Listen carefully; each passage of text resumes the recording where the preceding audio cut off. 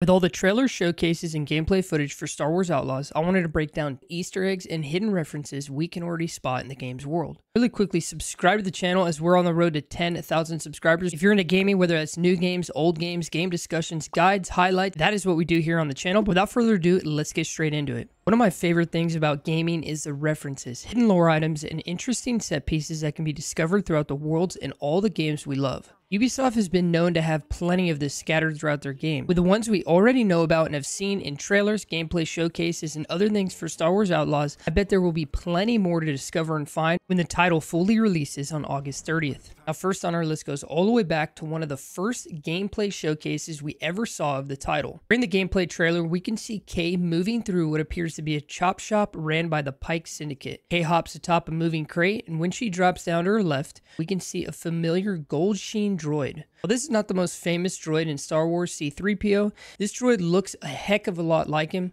Clearly, the Pike Syndicate does not have much use for the translator, as this unit seems to be shut down, laying on the chop floor. Will we be able to meet a functional protocol droid? It is unclear, but we will have to see. It's just interesting to see, and I really think they put this little reference here because this is one of the earliest showcases. It's not that hard to miss, but it is missable because you're focusing on other aspects of the gameplay, because this is one of the most original footages we've had of the gameplay. Now, next off is a reference directly related to what we can assume is the actual timeline. We do have an idea of what the timeline of the game is going to be, as well as what is exactly going on during this timeline. It specifically has to do with the rebellion going on in the Star Wars galaxy during the time of this game. Shortly after the Battle of Hoth, it looked as though the rebellion was doomed. Sleero's comment during his meeting with the major syndicates suggests that their forces are growing much larger at this time and posing an actual threat against the Empire, which the Empire can't ignore, seemingly because Slero states that the Empire is too distracted by a rebellion that won't quit. One of his reasons for believing it's a golden era for crime. Now, this furthermore establishes that Star Wars Outlaws may be closer to the opening of Return of the Jedi than the end of The Empire Strikes Back, just because of the state during these times in the movies. A similar thing was occurring where this rebellious group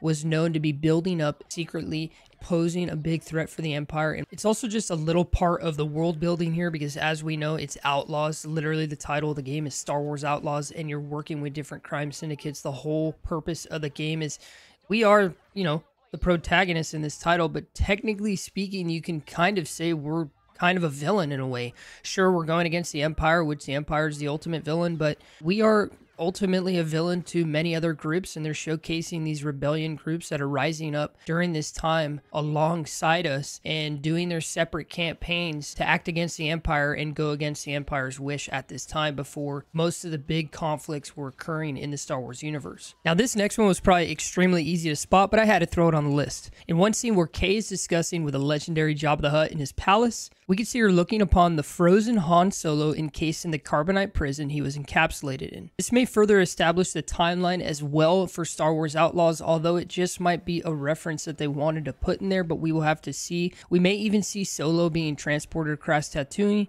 suggesting we may see the unfolding events on the way to Jabba's palace when we first encounter him. I don't know if we're actually going to see that. I think this might just be a reference that they wanted to put in there, but we don't exactly know how the timeline works and where we fit in the Star Wars universe for the story. With this being Star Wars Outlaws, we're working with many different crime syndicates across the galaxy. Perhaps one of the most interesting holes, I would say, in the Star Wars Outlaws story and slurry of characters is that two very heavily active crime syndicates are missing. At least they haven't showcased them yet. Now, during Sleero's meeting with all the crime syndicates, Black Sun and Chimera are missing from this group. This is interesting because Black Sun was very, very active around this time. As shown in the non-canon Shadows of the Empire multimedia event of the 90s, it was re-established in Disney's new canon during the 5th season of Star Wars: The Clone Wars in 2012, which is a great series, by the way. With how established Black Sun was at this time, it's interesting that they don't appear in the meeting. This may indicate that they're either being downplayed in some way in the promotional material for a larger role in Kay's story. They're kind of holding some stuff back, not showcasing everything, which, makes sense, especially since Sleero's bounty hunter later suggests Kay is mixed up in something even bigger during the story trailer. It is either this or the other syndicates and groups will appear in future planned DLC. This is what I most likely think is going to happen. I think they're going to be tied to a specific DLC, and we're going to branch off and do an arcing story in this DLC with these different crime syndicates that really posed a huge huge influence in the Star Wars universe during this time. With them not being showcased, they're probably just putting them on the back burner and saving them for a later time. Let me know what you think about this one, though. It's pretty interesting. Now, an interesting indication of our protagonist's relationship with Jabba can be summed up after Kay's conversation with him in his palace. We can see a scene where Kay and Nix are sliding towards the Sarlacc pit during one of the chases. This may suggest Jabba sent Kay there to die in the Great Pit of Carkoon, much like he tried with Skywalker in Return of the Jedi. The interesting thing about the Sarlacc pit is this is the original design from Return of the Jedi. There was two different variants of the Sarlacc pit. The first one being the one we see in Return of the Jedi, as well as Star Wars Outlaws, where it was like a creature with, you know, many different teeth as you go down. And then there was another iteration where it had tentacle-like things, and it was supposedly indicated that it was a bottomless pit. This is the original design of the Sarlacc pit, which I think veers on the side of being more canon, but just an interesting little piece. Now, this next one is less so of a reference and more so leaning on the side of a gameplay mechanic. Now, this is kind of a mechanic that is seen in a lot of Ubisoft titles, and it's going to be an eavesdropping system where in an interview they did mention that eavesdropping is going to be a huge part of the game, whether you're in cantinas, different parts of the city, and whether it's tied to a current quest you're on. But they also state that you can literally just be in a city and you'll eavesdrop on a conversation, and it'll unlock different points of interest on the map, as well as different side quests and little activities you can do. And this makes sense because you're an outlaw and you're just trying to get intel and information and build your reputation, so you can kind of see the ins and outs of different syndicates and different groups and what they're doing, and you can just eavesdrop on them and get a new quest and be like, okay, cool, now I can go to this area and check it out and see what actually is going on. And I don't know about you, but I'm excited for this title. Let me know what you guys think. It is kind of on the side with the playtests